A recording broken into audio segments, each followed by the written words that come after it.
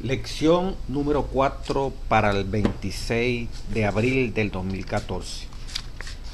Cristo y la ley en el Sermón del Monte. Tremendo, ¿verdad? Versículo de memoria muy conocido, San Mateo 5, 17 y 18. Dijo Jesús, comienza comilla: no penséis que he venido para abrogar la ley o los profetas. No he venido para abrogar, sino para cumplir. Porque de cierto os digo que hasta que pasen el cielo y la tierra, ni una jota, ni una tilde pasará de la ley, hasta que todo se haya cumplido. Palabra de Dios. Bueno, ahora vamos a ver la ley en ese Sermón del Monte maravilloso, después que revisamos en la primera lección las leyes en las cuales se movía Jesucristo, ¿verdad? Leyes romanas, rabínicas, ceremoniales, leyes civiles. Luego vimos Cristo y la ley de Moisés, bien como Cristo allí con los fariseos, en medio de ese ambiente, como Cristo cumplió con esas leyes.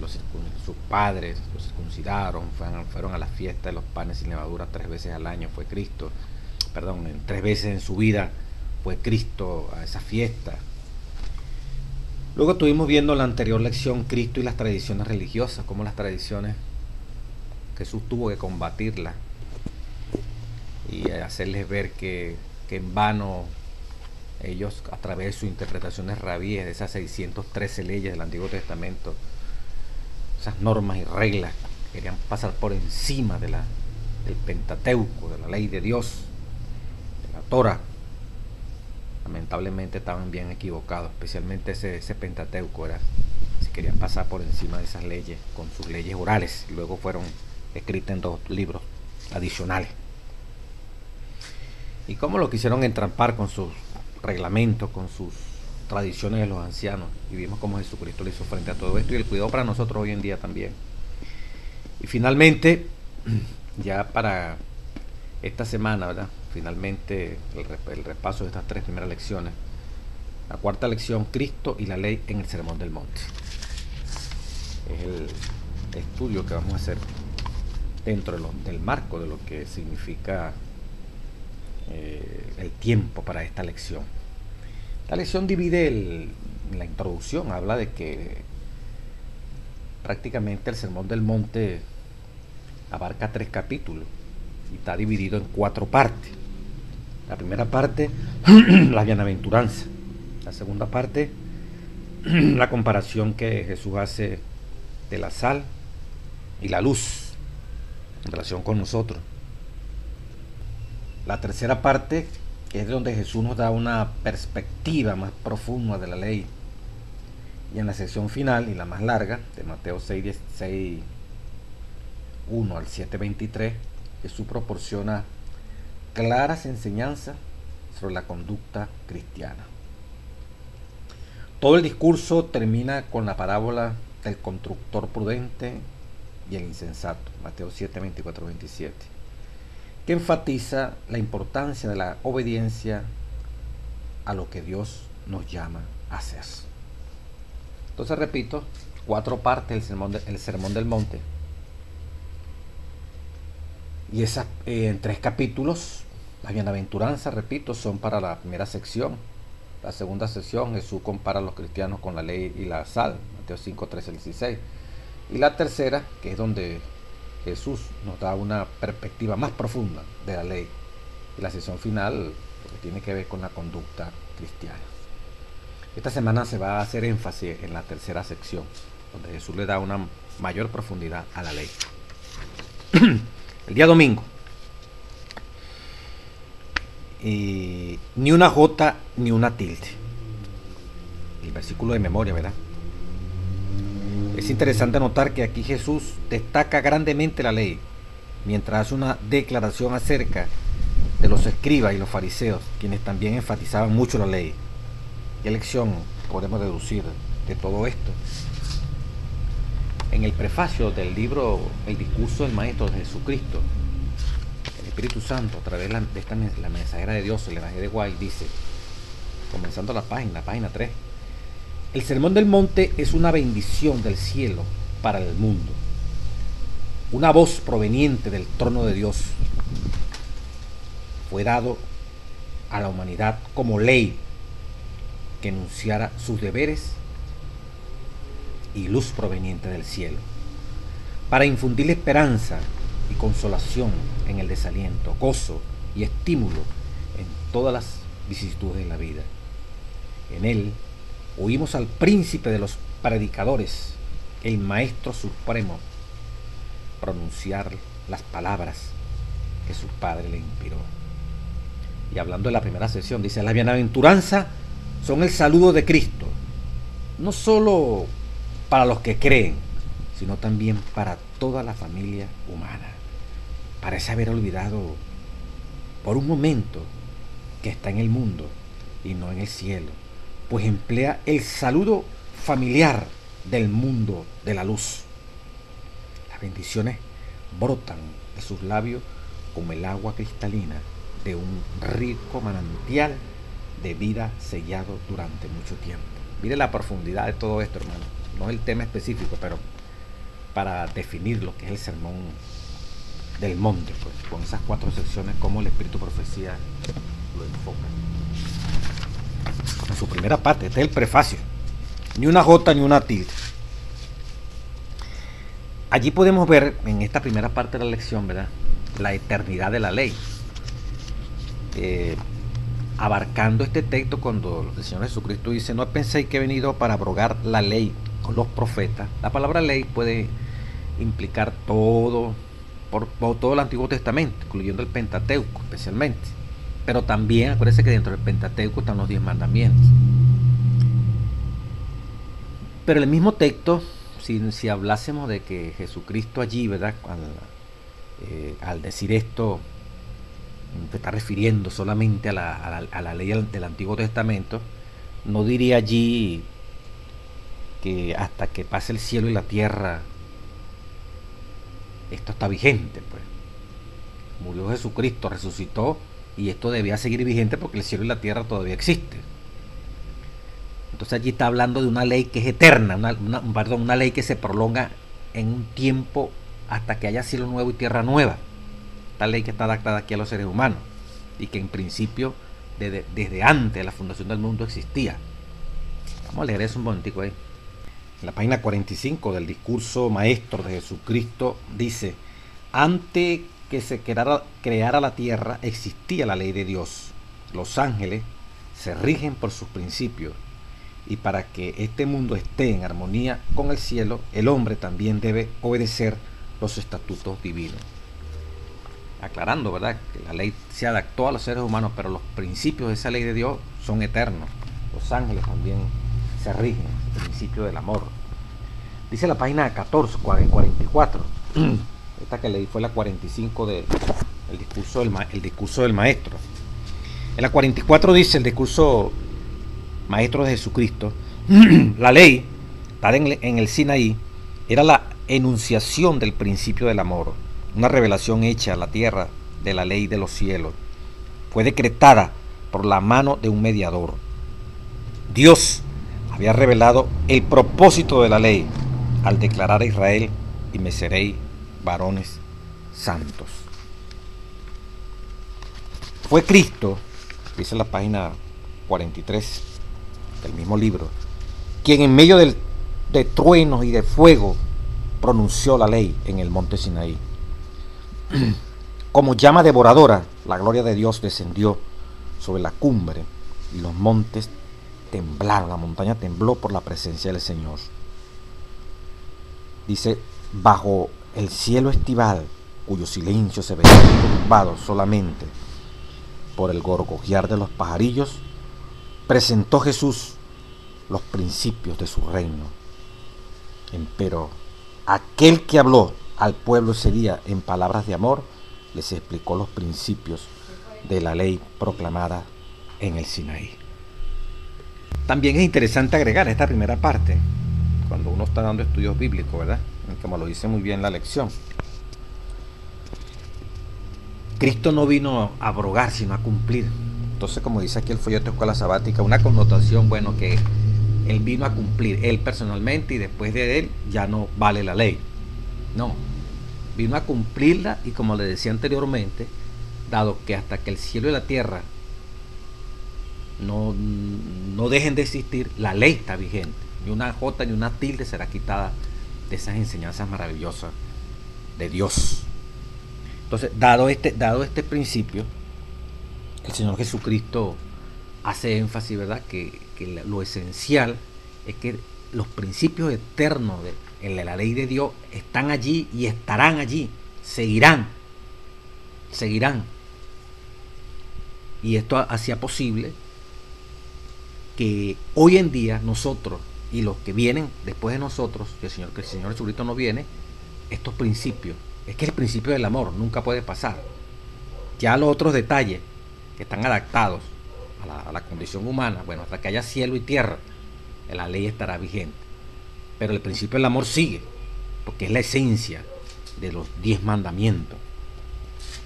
Entonces, cuando Jesús presenta la vigencia de esta ley por los siglos de los siglos,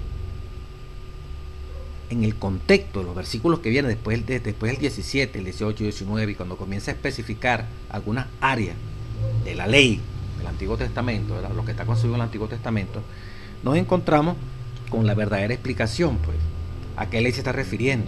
Entonces nos encontramos allí, que es la parte del lunes, pues, cuando comienza a hablar del homicidio, del mandamiento no matarás, circunscrito dentro de los 10 mandamientos y reglamentado por una cantidad de normas que existían, que también fueron reveladas por Moisés, o sea, a Moisés, y Moisés le tocaba entonces especificarlas una vez que fue revelada por Dios para el ordenamiento, ¿verdad?, y el funcionamiento de la sociedad de ese Antiguo Testamento. Con esto lo que quiero decir es que el Señor Jesucristo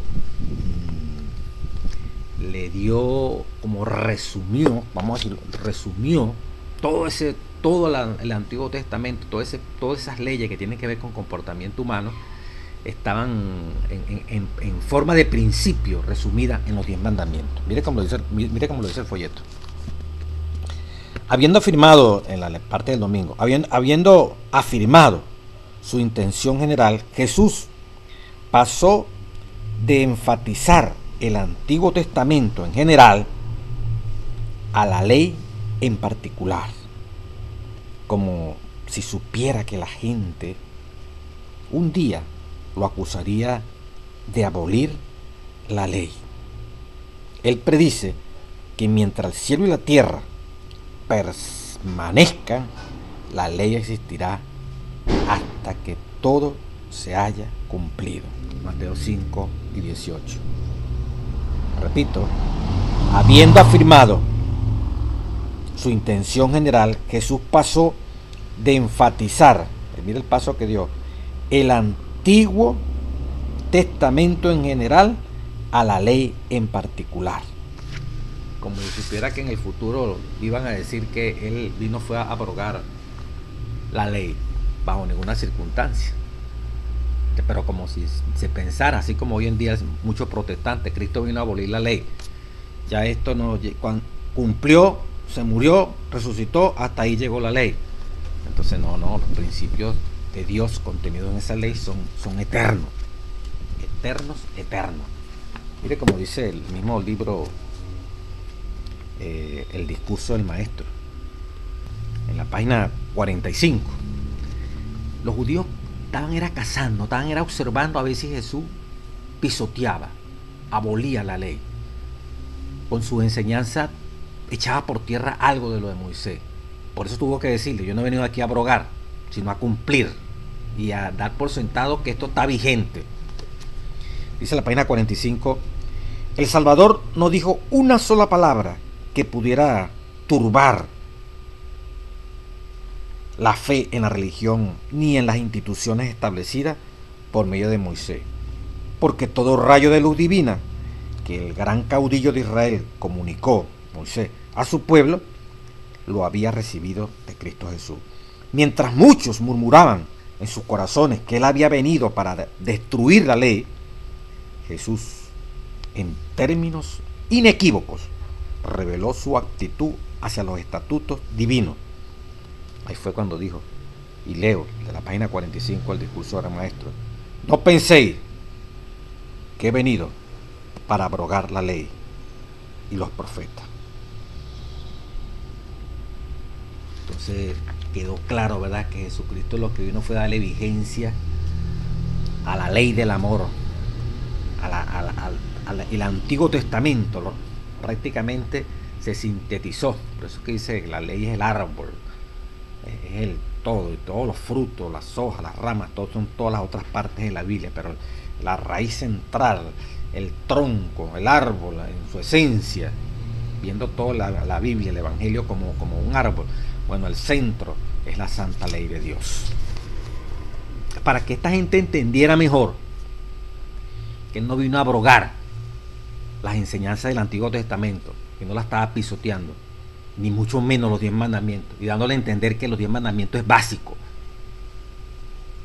La primera enseñanza práctica que Jesús va a tratar con ellos es la que se encuentra en Mateo 5, 21, 26. Después que le hace entender la importancia, vuelvo a repetir, de la ley de Dios, entonces ahora vamos a especificar. Dice Jesús, 5:21, el homicidio, dice aquí la parte del día lunes. Y esto permite aclarar cómo, de qué ley, cuál es la esencia de esa ley que está describiendo Jesús en Mateo 5, 17 al 20. Bueno, como el mismo folleto de Escuela Sabática lo decía, para entenderlo, el contexto, a la medida que usted sigue leyendo los versículos, observa con toda certeza la relación Antiguo Testamento, y dentro del Antiguo Testamento la superioridad o la esencia de todas esas leyes que son los 10 mandamientos. Entonces arranca con el primer ejemplo específico, 5:21 de San Mateo. Oíste que fue dicho a los antiguos, el Antiguo Testamento, ¿verdad?, no matarás, y cualquiera que matare será culpable de juicio. En los 10 mandamientos simplemente dice no matarás, pero en otras partes del Antiguo Testamento esta parte será culpable de juicio. El que mata, ¿verdad?, se le aplica cierta condena, como la vamos a ver el jueves. O sea, el castigo proporcional a lo que la persona hizo. El Señor le dice, oíste que fue dicho a los antiguos, no matarás, y cualquiera que matare será culpable de juicio. Pero yo os digo, dice el versículo 22, que cualquiera que se enoje contra su hermano será culpable de juicio, y cualquiera que diga necio a su hermano será culpable ante el concilio, y cualquiera que le diga fatuo quedará expuesto al infierno de fuego, dice la palabra del Señor. Y sigue diciendo, por tanto, como consecuencia de lo que os he dicho, si traes tu ofrenda al altar y allí te acuerdas de que tu hermano tiene algo contra ti, tu hermano, tú sabes que alguien tiene algo contra ti, usted le hizo algo mal a alguien, o la persona entiende que usted le hizo algo malo, aunque usted no lo entiende y yo lo entienda, deja allí tu ofrenda delante del altar y anda. Aquel hermano que tiene algo contra ti, reconcíliate primero con tu hermano, primero, y entonces ven y presenta tu ofrenda. Ponte de acuerdo con tu adversario pronto, entre tanto que estás con él en el camino, no sea que el adversario te entregue al juez y el juez al alguacil y seas echado en la cárcel. De cierto os digo que no saldrás de allí hasta que pagues el último cuadrante. La lectura que nos mandan a hacer de esta parte. Bueno, fíjese la trascendencia. El mandamiento existe, pero ahora Jesús se va más profundo. O sea, evitar llegar a matar. Cuando dice, pero yo os digo que cualquiera que se enojare contra su hermano, mire los pasos de esto. Si usted evita el enojo, si usted evita ponerse bravo por una conducta que cometió el hermano, usted no va a pasar los pasos subsiguientes que pueden llevar hasta el homicidio, como muy bien lo presenta 1 Juan 3:15. Cualquiera que aborrece a su hermano es culpable de homicidio. Pero ¿cómo se llega al aborrecimiento? Jesús está haciendo la prevención aquí. No es matar, el acto judicial, quitarle la vida a alguien. Es que antes de eso podemos estar cometiendo el homicidio. Entonces, para no consumar el hecho, frenémoslo aquí en la mente. Primer paso, no enojarse. Si el que se enoja es culpable de juicio, dice aquí. Y cualquiera que diga, siguió pues, se enojó, viene el otro paso. Cualquiera que diga necio a su hermano, necio es del griego como decir cabeza vacía, será culpable ante el concilio. Se complicó más, se enojó, le dice cabeza vacía, necio, o sea, lo está insultando, una expresión insultante. Del enojo se pasa al insulto. No agarramos el consejo, sino que seguimos para adelante. Y cualquiera que le diga fatuo, ese término quiere decir directamente del vocablo posiblemente hebreo moré, significa desechado. Esto ya es condenado. Esto ya es aborrecible, no sirve para nada. Es un desecho, ya el odio está a plenitud. Y de ahí, hermanos, el paso que viene es el homicidio. Entonces Jesús trasciende la letra, como estos hombres lo estaban entendiendo, los judíos, los fariseos, los rabíes que interpretaban. No esperen cometer el acto de pecado como un acto judicial, como algo ya que si no se actúa, si no se mata a la persona, usted no ha caído en pecado. No, la ley va más allá del acto externo, tiene que ver con la mente. Si usted evita enojarse, va a evitar insultar, y si evita insultar, va a evitar indudablemente aborrecer, va a evitar desechar, que ahí usted es culpable de ser llevado al infierno que estaba destinado para los ángeles. Bueno, usted y yo vamos a caer allí.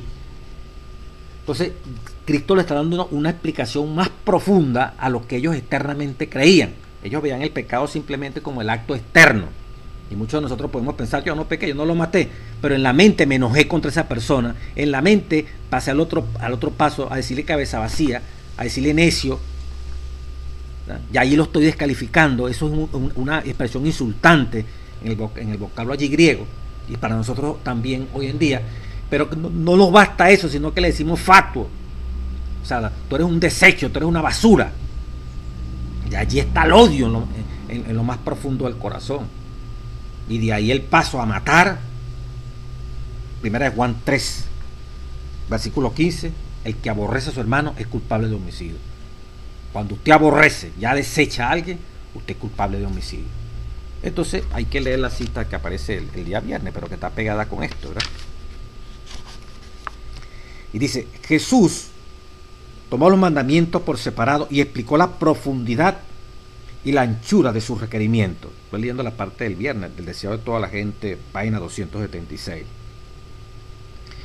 En vez de quitarles una jota de su fuerza, demostró cuán abarcadores son sus principios y desenmascaró el error fatal de los judíos en sus demostraciones exteriores de obediencia. Declaró que por el mal pensamiento o la mirada concupiscente se quebrantaba la ley de Dios. El que toma parte en la mente, en la menor injusticia, está violando la ley y degradando su propia naturaleza moral. Está hablando del Espíritu Santo a través del Espíritu Profecía, del deseo de toda la gente, página 276. Oiga esto: el homicidio existe primero en la mente. El que concede al odio, oiga, el que concede al odio, ¿a cuánto usted y yo odiamos y nos llamamos cristianos?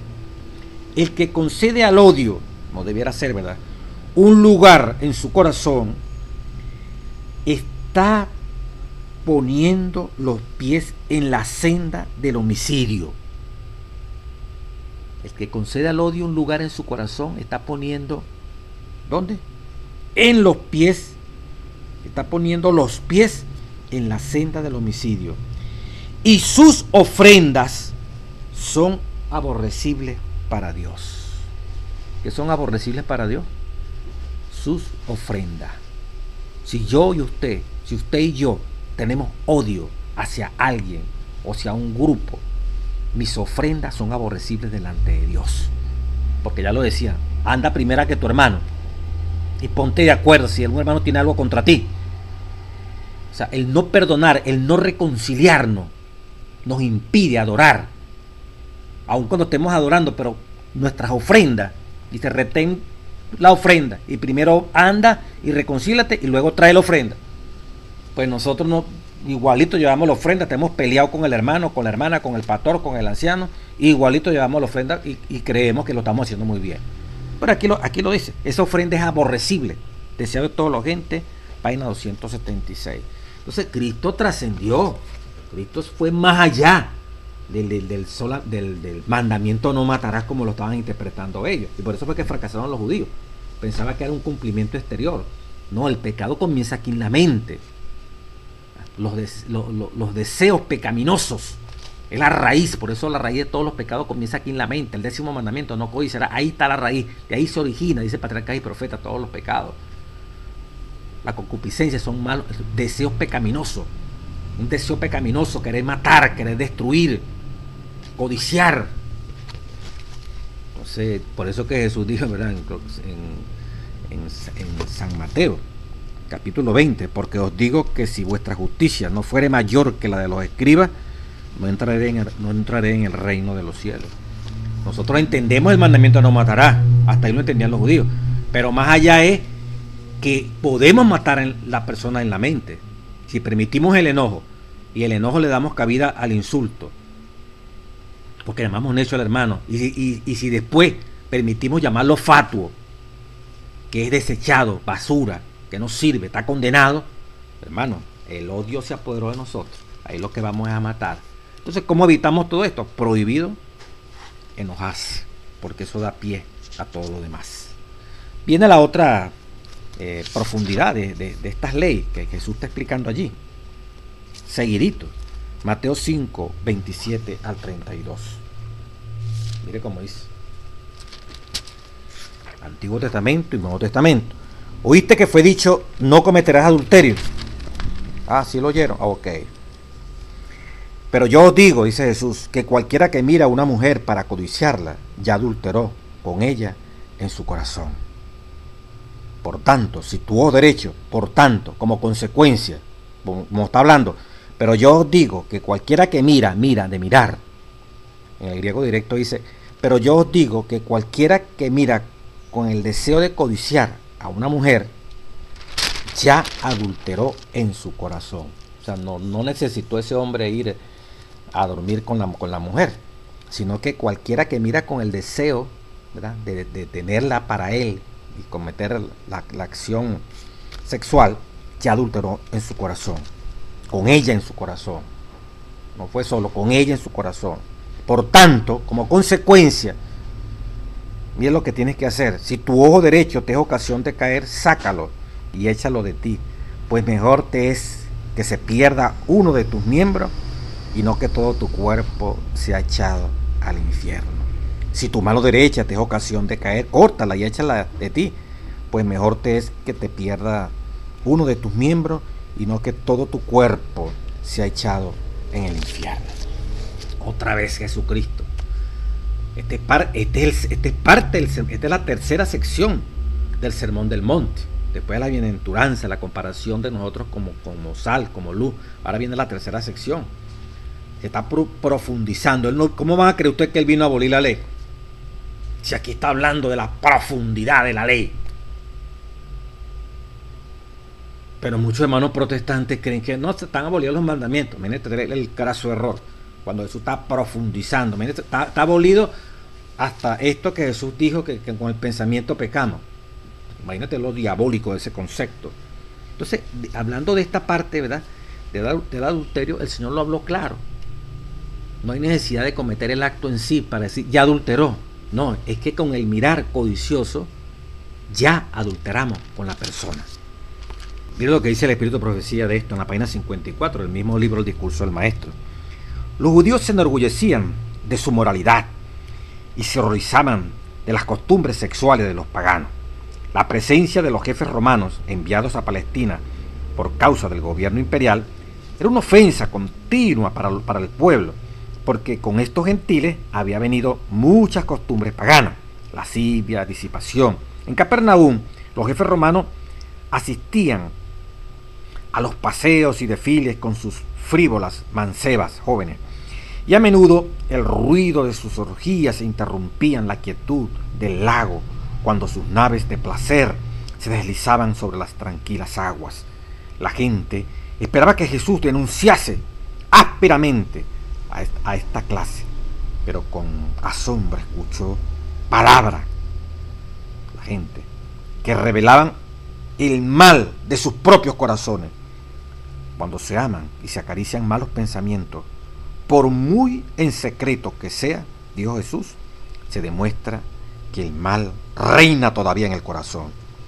El alma sigue sumida en la hiel de amargura y sometida a la iniquidad. El que haya placer espaciándose en escenas impuras, cultiva malos pensamientos y echa miradas sensuales, puede contemplar en el pecado visible, con su carga de vergüenza y aflicción desmoralizadora, la verdadera naturaleza del mal que lleva oculto en su alma. El momento de tentación en que probablemente se caiga en pecado gravoso no crea el mal que se manifiesta, solo desarrolla o revela lo que estaba latente y oculto en el corazón, porque cuál es su pensamiento en su corazón, tal es él, ya que del corazón mana la vida. Esta es la explicación que da aquí la revelación. Cuando dice, tu mano derecha te es ocasión de caer, córtala y échala, y habla del ojo también, para evitar que la enfermedad se extienda por el cuerpo y destruya la vida. Dice la página misma que está leyendo 54, el hombre permite que se le ampute, se le corte hasta la mano derecha. Debería estar aún más dispuesto a renunciar a lo que pone en peligro la vida del alma.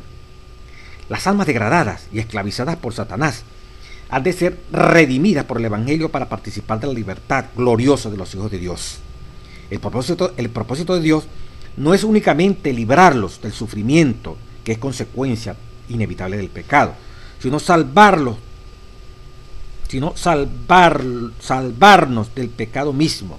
El alma corrompida, deformada, debe ser limpiada y transformada para ser vestida con la luz de Jehová nuestro Dios.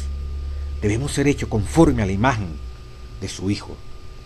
Para que podamos alcanzar este alto ideal, página 55, discurso del Gran Maestro, debe sacrificarse todo lo que le causa tropiezo al alma. Por medio de la voluntad, es clave, por medio de la voluntad, el pecado retiene su dominio sobre nosotros. La rendición de la voluntad, decidir cumplir con lo que Dios manda.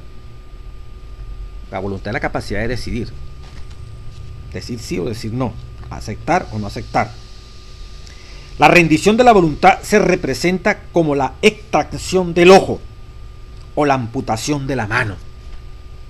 Negarse a mirar para codiciar es como si cuesta mucho. Bueno, Jesús dice, es como si tú te sacaras el ojo. Si ese ojo duele que te lo saquen, bueno, así duele el tener que someterse a estos requerimientos de Dios. Pero es preferible quedar tuerto, quedar sin un ojo, pero ganar el reino de los cielos. O sea, entrar al reino de los cielos. Entonces dice, la extracción del ojo es la amputación o la amputación de la mano. A menudo nos parece que entregar la voluntad a Dios es aceptar una vida contrahecha y coja. Pero es mejor, dice Cristo, que el yo esté contrahecho, herido y cojo, si por este medio puede el individuo entrar en la vida. Lo que le parece de desastre es la puerta de entrada al beneficio supremo. Lo que parece desastre, lo que parece terrible, mantenerse firme de pureza en el pensamiento, no aceptar enojo, no aceptar miradas lascivias a una mujer o a un hombre, tú y yo, hombre, mujer, que me estás oyendo. Cuesta mucho, sí, eso cuesta tanto como sacarse el ojo, pues lo que cuesta es el poner la voluntad de acuerdo a la voluntad de Dios. Si eso cuesta, hagámoslo, hermano. Pero el deseo pecaminoso no puede acrecentarse, puede rugir, puede allí tratar de salir, pero tenemos que someterlo, así como dice, quedemos cojos, allí un poco cegatos de un ojo, no importa. Lo importante es, simbólicamente hablando, no que nos vamos a sacar el ojo y nos vamos a cortar la mano, pero simbólicamente hablando, acuérdense que sacarse el ojo y cortarse la mano es someter la voluntad de Dios, que duele, que es un esfuerzo terrible. Sí, Cristo nos da la fuerza para hacer eso, pero nos vale la pena, como dice aquí, el esfuerzo, porque lo que se nos está prometiendo es la vida eterna. Es para aquella falsa justificación, como le decía en otros libros, ¿no? Le decía la otra vez, de la justificación por la fe, con el Morris Bendel, este autor, este pastor hace muchos años. Cuando no, todo es espontáneo, se ve espontáneamente. A veces cumplir los requisitos de Dios es como sacarse el ojo, cuesta, lo acabo de leer. Jesucristo 3 veces, su naturaleza humana, se negó a ir a la cruz, páginas 619, 620, deseo de toda la gente. Humanamente no quería. Aquella oración es de Semaní. Padre, ¿verdad? Si no hay otra forma de yo salvar al hombre, parafaseando aquí, si esta copa no puede pasar de mí, o sea, si esta copa es fuerte, Señor, si no puede, no puedo pasarla, bueno, hágase tu voluntad, Señor, pero no lo que yo quiero. Pero Jesús veía terrible ir a la cruz en la parte humana, pero a la final decía, esta copa, si no la puedes quitar, hágase tu voluntad. ¿Cuál copa era esa? La copa de la ira de Dios, que iba a caer sin misericordia en él, porque iba a morir como un pecador, por ti y por mí. Eso padeció Jesús, y sudó gotas de sangre, pero se sometió a la voluntad de Dios. Hebreos 12, ustedes me han combatido el pecado hasta la muerte. ¿Entiendes? O sea que es horrible, se sufre por cumplir la voluntad de Dios, pero la fuerza viene de Dios, pero uno lo siente, como sacarse un ojo, pues, en otras palabras. Sigamos estudiando la lección. Luego vienen, hermano, las promesas. Ya vimos allí, ¿verdad? Explicamos bastante esto. Promesas y promesas. Viene la parte de ahora de las promesas, del juramento. No hacer promesas y no cumplir. Mateo 5, 33, 37. Sigue analizando la profundidad de la ley. Y allí nos metemos con los juramentos. Además, habéis oído que fue dicho a los antiguos, fíjese, está hablando de la ley del Antiguo Testamento, no perjurarás, no jurarás en falso. No harás un juramento en falso. ¿Qué quiere decir eso? Si no cumplirás al Señor, si no cumplirás al Señor tu juramento. Si no te comprometas con el Señor, no estés jurando y perjurando es jurar falsamente. Sí, yo voy a cumplir. Jurar sobre jurar de que sí, yo lo voy a hacer. Si no vas a cumplir al Señor tu juramento. O sea, no esté prometiendo si usted no va a poder cumplir con lo que está prometiendo. Es lo que dice el Señor. Pero yo os digo, no juréis ni de ninguna manera, ni por el cielo, abreviando 35, ni por la tierra, y el 36, ni por la cabeza. Pero sea vuestro hablar sí, sí, no, no, porque lo que es más de esto, de mal procede. Tremendo. En Levíticos 19, 11 al 13. Una cantidad de detallitos allí, ¿verdad? No hurtarás, no engañarás, no mentirás. Y veamos el detallito de no hacer promesas que no podemos cumplir. Mire el texto que nos mandan a leer aquí, Deuteronomio 23, 21. Cuando haces voto a Jehová tu Dios, no tardes en pagarlos, porque ciertamente lo demandará Dios de ti y sería pecado en ti. Mas cuando te abstengas de prometer, no habrá en ti pecado. Pero lo que hubiere salido de tus labios, voy a dar tal ofrenda, voy a prometerle a Dios que le voy a pagar tal cosa. Pero lo que hubiere salido de tus labios, Deuteronomio 23, 23, lo guardarás y lo cumplirás. conforme lo prometiste a Jehová tu Dios, pagando a la ofrenda voluntaria que prometiste con la boca. Palabra de nuestro Dios. O sea, es un compromiso. Lo que se promete debe cumplirse. No tiene vuelta atrás. Dice la Revelación. La ley de Moisés que cita Jesús está enumerada en una sección de Levítico, no perjurarás, que condena numerosas prácticas engañosas.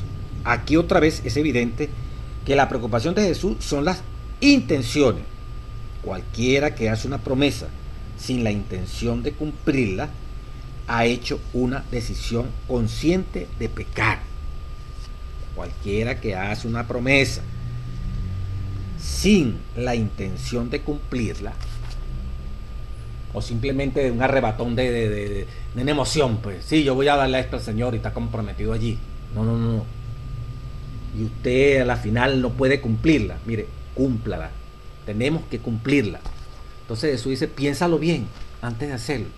No estés jurando y perjurando de que sí, yo voy a comprometerme con esto y no le cumplamos al Señor. Antes de jurar, piensa aquí, sí puedo o no puedo. Pero no te lances a prometer lo que no vas a cumplir, porque te vas a meter en problemas con Dios.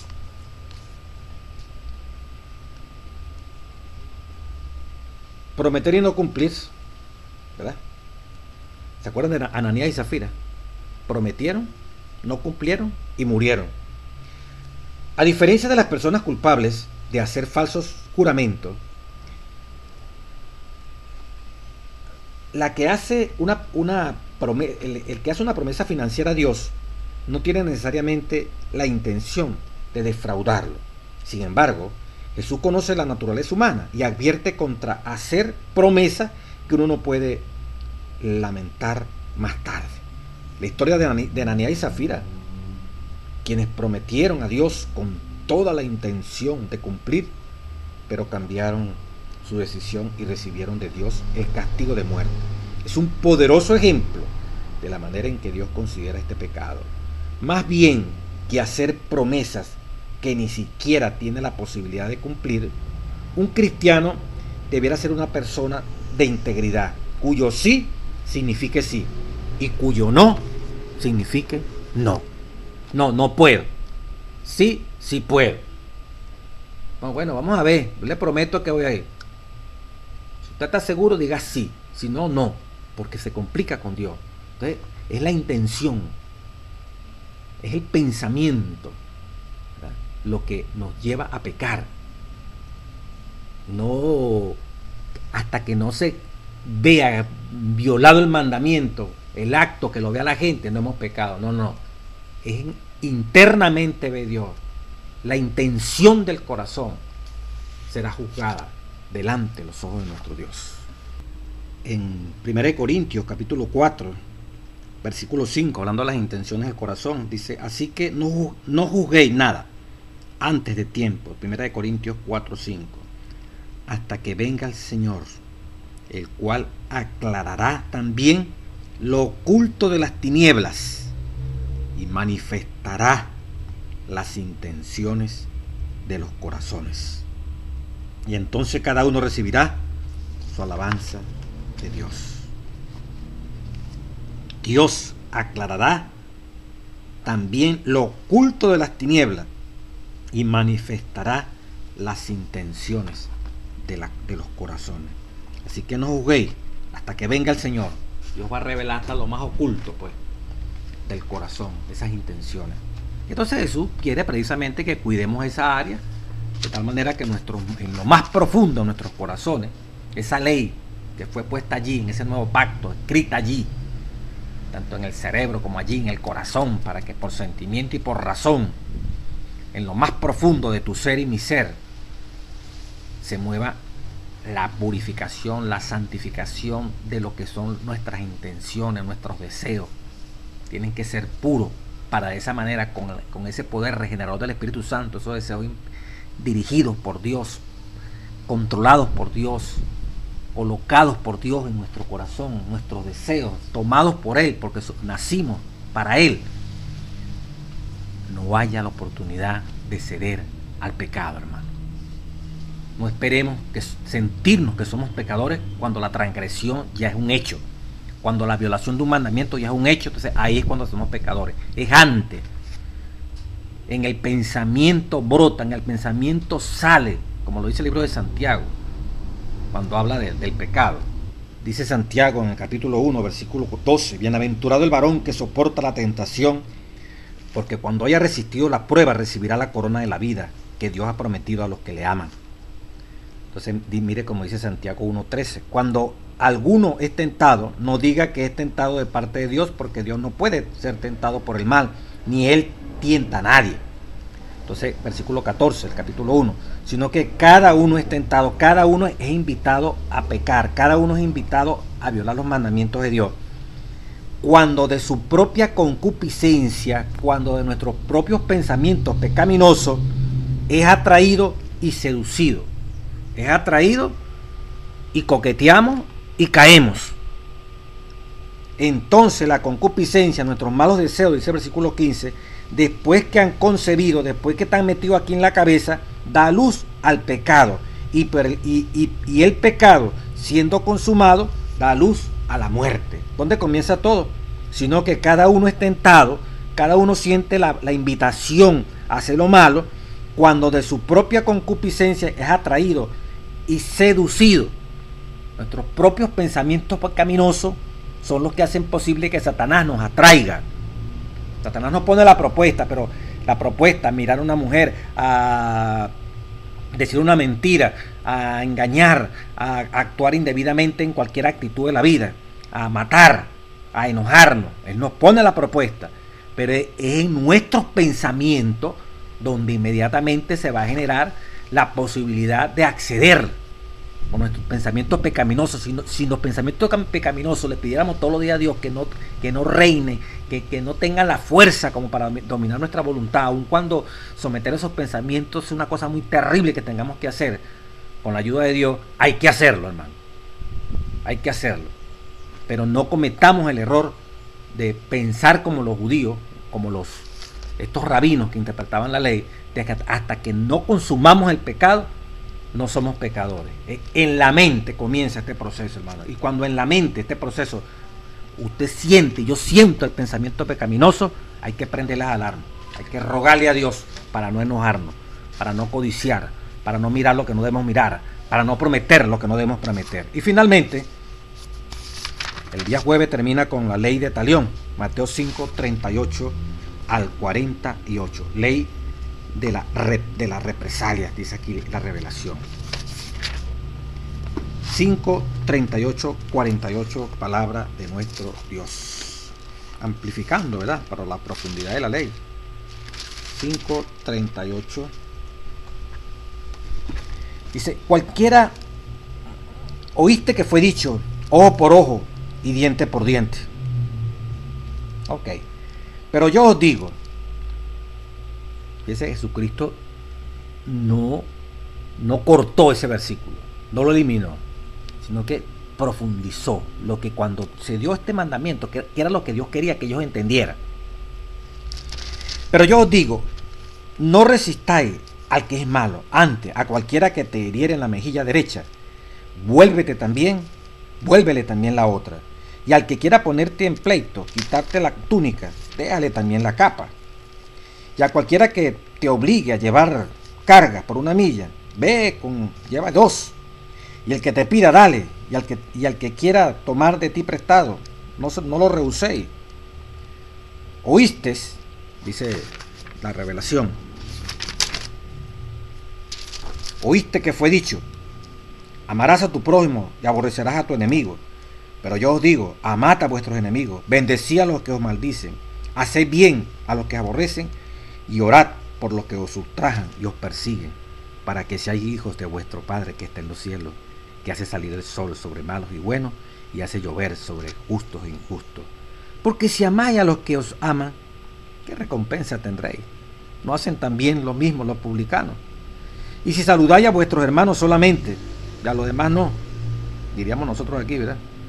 ¿Qué hacéis de más? ¿No hacen también así los gentiles? Sé pues vosotros perfectos, como vuestro Padre es perfecto. Pero en Lucas 6, amplifico un poquito esta parte que acabo de leer. Lucas, capítulo 6, hablando de esta misma experiencia que el apóstol está narrando. En Lucas, capítulo 6.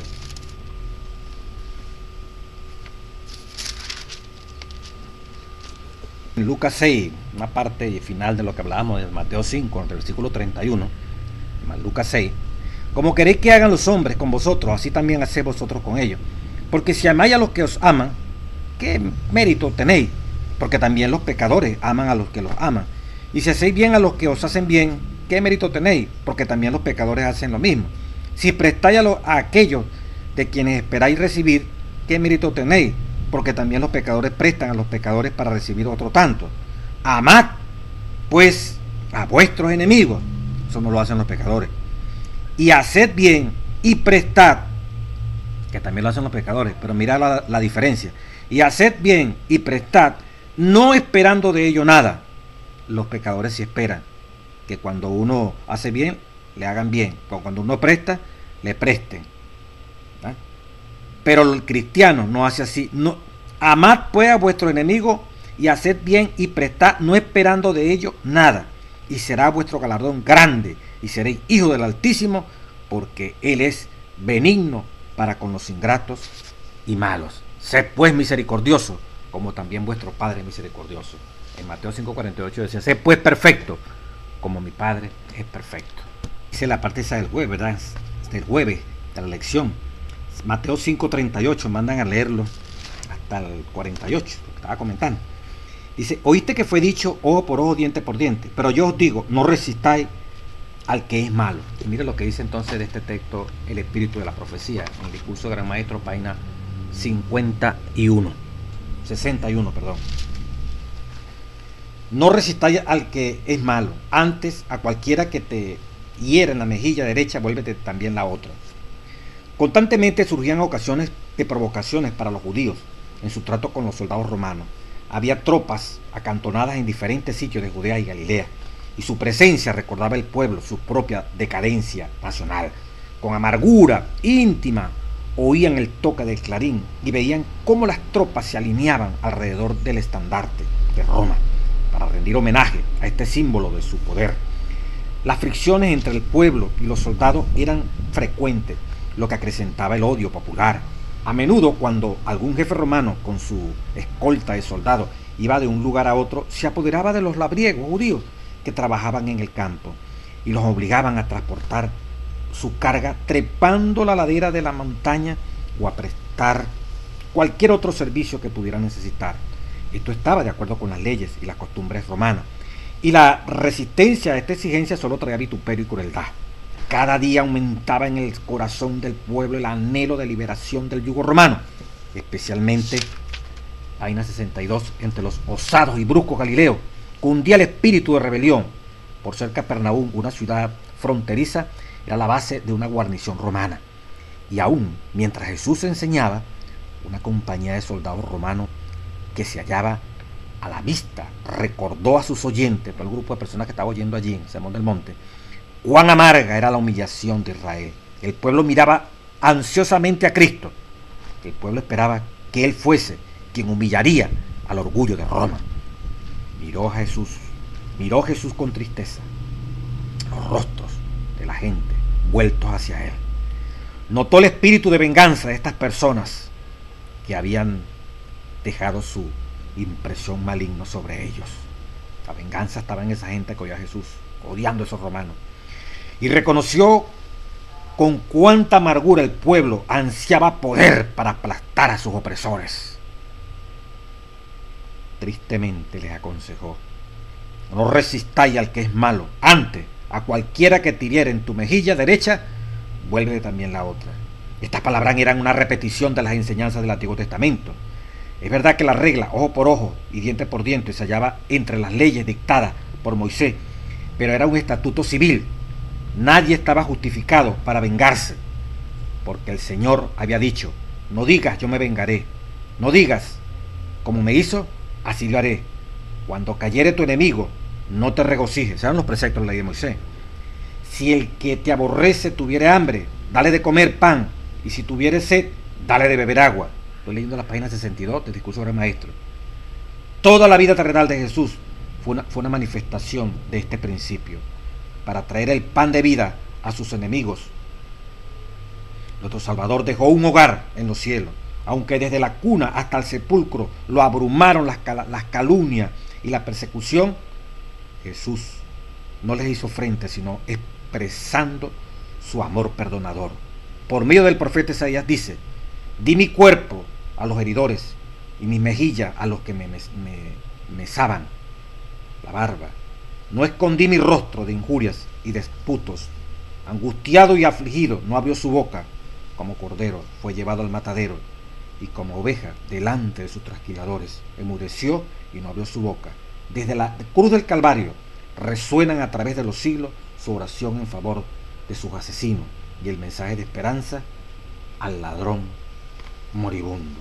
Cristo vivía rodeado de la presencia de su Padre, y nada le aconteció que no fuera permitido por el amor infinito.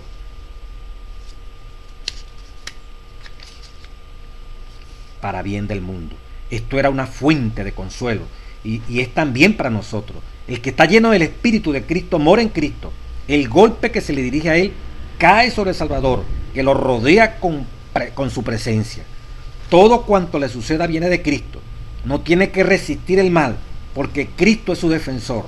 Nada puede tocarlo sin el permiso de nuestro Señor. Y todas las cosas cuya ocurrencia es permitida a los que aman a Dios les ayudan a bien. Y al que quiere ponerte a pleito y quitarte la túnica, déjale también la capa, y cualquiera que te obligue a llevar la carga por una milla, ve con ella 2. Y así siguió el Señor Jesucristo. Hermano, es interesante, ¿verdad? Nadie estaba justificado para vengarse. Como dice aquí, es verdad que la regla, ojo por ojo, diente por diente, se hallaba entre las leyes dictadas por Moisés, pero era un estatuto civil, una ley civil de aplicación por los ancianos que dirigían allí la parte de la justicia en el pueblo de Israel. No nos tocaba a nosotros vengarnos, no, la venganza era de Dios. Era algo civil, que la ley sentenciaba: bueno, usted hizo esto, entonces usted debe pagar con esto. Pero Jesús trascendió para evitar caer en esto. Cómo responder a quienes ofenden, a quienes nos hacen injuria. O sea, cómo da una respuesta que no sea de venganza. Ahí tienen la explicación, tal cual como está revelada en este libro tan maravilloso, ¿verdad? Por eso hice el folleto y termino con esto. Jesús se concentraba en la respuesta de los cristianos a la gente que trataba de aprovecharse de ella. Más que procurar oportunidades para vengarse, los cristianos deberían desquitarse con bondad, algo que solo podemos hacer por medio de la gracia de Dios obrando dentro de nosotros. En esta apelación, Jesús nos lleva a un nivel más profundo en nuestra comprensión de lo que significa ser un seguidor del Señor. No es fácil, ¿verdad? Es algo sobrenatural entender que lo que nos pase es porque Dios lo permitió, y que nada va a pasar sin que Dios lo permita. Y si Dios lo permita, cualquier cosa que nos ultraje, que nos maltrate, se la están haciendo al mismo Salvador.